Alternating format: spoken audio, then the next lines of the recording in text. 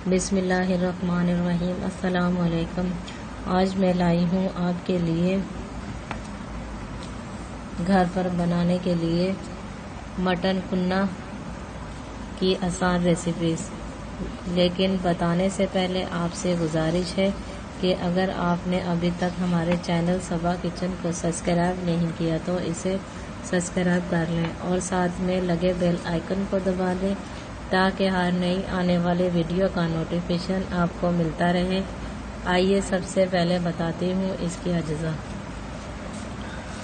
Bone का गोश्त आधा किलो, छोटी हड्डियाँ 2 से 3 अदद, लहसुन 1 चाय का चम्मच पिसा हुआ, प्याज 2 से 3 बारीक कुटी हुई, नमक हस्बे जायका, लौंग 4 अदद,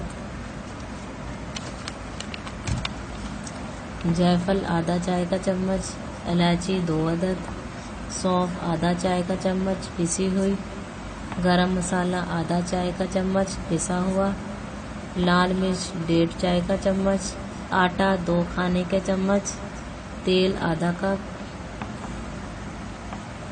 आइए मैं तैयार करने की तरतीब बताती हूँ।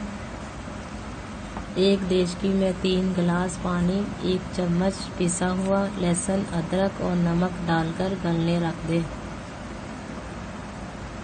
1 अलहदा देचकी में प्याज सुनहरी तल लें।